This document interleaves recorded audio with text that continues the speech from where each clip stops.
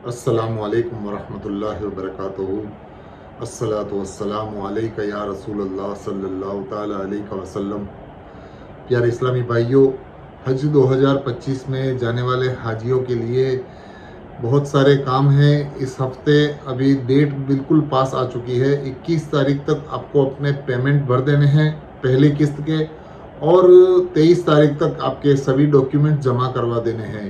इन सब कामों में हाजी काफ़ी मसरूफ़ हैं और कुछ हाजियों के लिए थोड़ी मुश्किलात भी आ रही है, क्योंकि उन लोगों के पेमेंट में थोड़ी तकलीफ़ हो रही है। वो लोग बैंक में जाते हैं तो बैंक से थोड़ा रिस्पांस नहीं मिलता है, जिसकी वजह से भी कुछ हाजी परेशान हैं। और कुछ लोगों के लिए बैंक के डॉक्यूमेंट जमा करवाने में या तो हेल्थ सर्टिफिकेट में थोड़ी बहुत मुश्किलात आ रही है। तो उन लोगों के लिए भी काफ़ी हज कमेटी ने आसान कर दिया है, और उनके लिए भी प्रॉब्लम्स हल करने की हज कमेटी कभी भी सोच रखती है। तो इस बार भी हज कमेटी ने ऐसा इंतज़ाम किया है कि आपको परेशानी का सामना ना करना पड़े। और हज कमेटी की एक नई पहल है, जिसके अंदर में आपने जो पेमेंट किया है उसकी रसीद, उसकी रिसिप्ट आपको हज कमेटी की वेबसाइट पे भी मिल सकती है। तो अगर आपने अपना पेमेंट कर दिया है, जो भी बैंक से किया है, एसबीआई से या तो यूनियन बैंक से, तो आप अपना कवर नंबर डाल के उस पेमेंट की रसीद, उस पेमेंट की रिसिप्ट आप देख सकते हैं। और अगर चाहे तो आप प्रिंट भी निकाल सकते हैं। तो आपका कवर नंबर वहाँ डाल के आप अपनी हज की पेमेंट हो गई है नहीं हुई है वो अगर जानना चाहते हैं, तो आपका हज का जो कवर नंबर है वो डाल के वो आप स्लिप चेक कर सकते हैं वेबसाइट पे हज कमेटी की। और अगर आप चाहें तो उसका प्रिंट भी निकाल सकते हैं। तो ये अच्छी पहल है हज कमेटी की तरफ से। और काफ़ी हाजियों की परेशानी ये रहती है कि उन्होंने जो पेमेंट किया है वो हज कमेटी को पहुंचा कि नहीं पहुंचा। तो हमने जो पेमेंट किया है वो हज कमेटी रिसीव किया है या नहीं, या तो हमारा पेमेंट सही तरीके से हुआ है या नहीं। तो इसके लिए काफ़ी आसानी हो गई है हाजियों के लिए। और हम और एक बात करें तो पहली किस्त जमा हो जाने के बाद इंशाल्लाह दूसरी किस्त का भी ऐलान जल्द ही होगा। और दूसरी किस्त में भी आपको पैसों की तैयारी रखनी पड़ेगी, क्योंकि हज कमेटी का ऐलान है कि वो जल्द से जल्द दूसरी किस्त भी भरने के लिए अनाउंस कर देगा। तो इंशाल्लाह लगता ऐसा है कि अगले महीने नवंबर तक दूसरी किस्त भरने की आ जाएगी। तो आप सभी हाजियों से दरख्वास्त है कि अपनी पैसों की तैयारी रखें। और अगर आप पैसे बैंक से ऑफलाइन करना चाहते हैं तो ऑफलाइन के फॉर्म भी आपको मिल जाएंगे, वो भी आप डाउनलोड करके हज कमेटी का पेमेंट की दूसरी किस्त कर सकते हैं। अभी उसका ऐलान नहीं हुआ है, उसकी तारीख अभी नहीं दी गई है। जब तक उसकी तारीख आएगी तभी आपको वो दूसरा किस्त का पेमेंट करना पड़ेगा।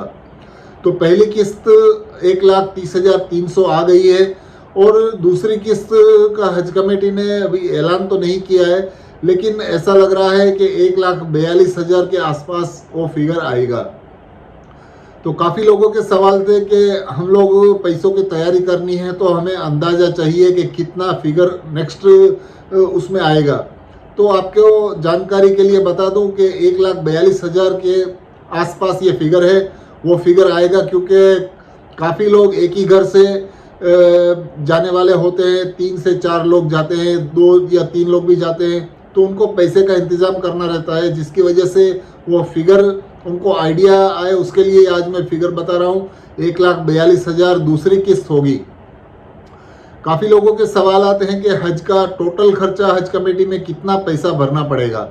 तो अभी हम लोग वो बता नहीं सकते हैं, क्योंकि हज कमेटी की हर साल की पॉलिसी ये रहती है कि आपका पहला किस्त है, जो पहली किस्त आप जो भरते हैं वो ऑल ओवर इंडिया में एक ही रहती है। पूरे इंडिया में जितने भी स्टेट है, जितने भी हाजी हज के लिए जाते हैं, उनकी पहली किस्त सेम रहती है सबकी।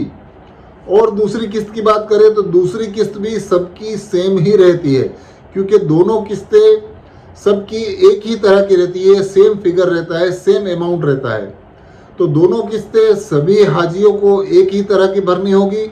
लेकिन जब तीसरी किस्त आएगी, जब वो मेरे ख्याल से दिसंबर या तो जनवरी में आएगी इंशाल्लाह, तो वो किस्त आपको अलग अलग हाजियों के स्टेट वाइज भरनी पड़ेगी, क्योंकि अलग अलग खर्चे होंगे स्टेट वाइज।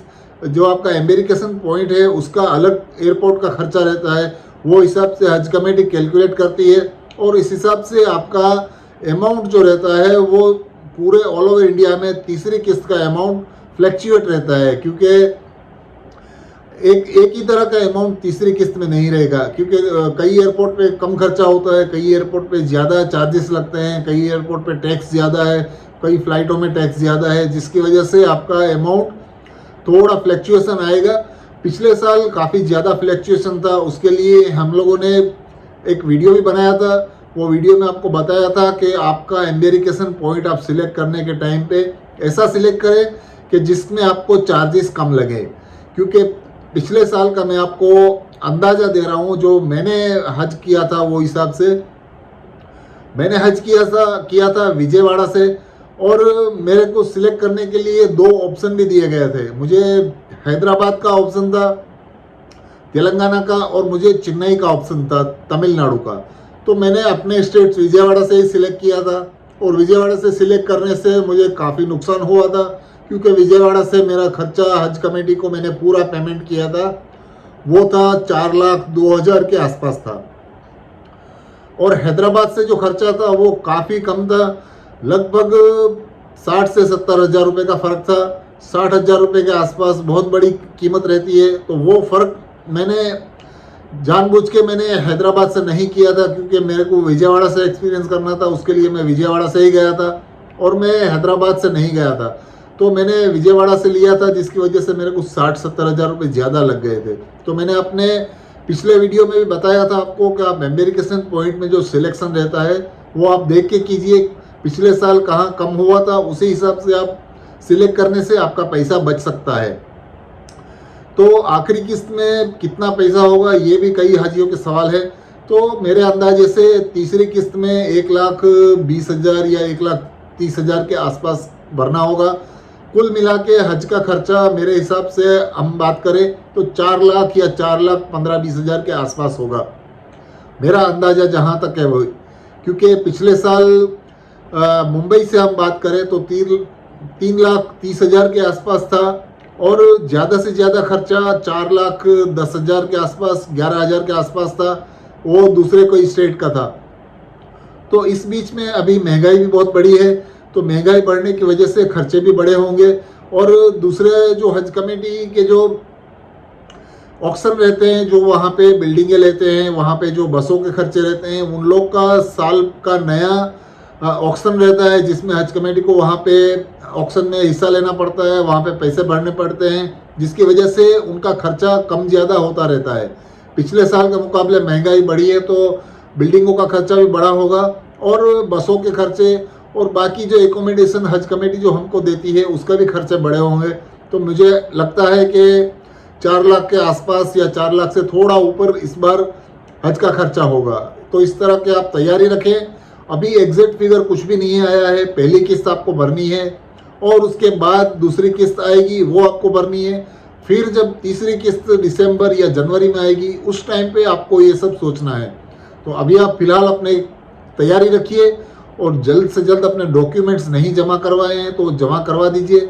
और अगर आप हज कमेटी की स्लिप भी डाउनलोड करना चाहते हैं तो हज कमेटी ने नई फैसिलिटी भी दी है, आपको कवर नंबर डाल के आपकी बैंक की स्लिप भी आप निकाल सकते हैं। तो ये था आज का वीडियो। दोस्तों, मेरा वीडियो अगर आपको अच्छा लगे, आपको सही जानकारी मिली हो, तो आप मुझे लाइक कीजिए, शेयर कीजिए और मेरा चैनल सब्सक्राइब कीजिए। अल्लाह हाफिज़।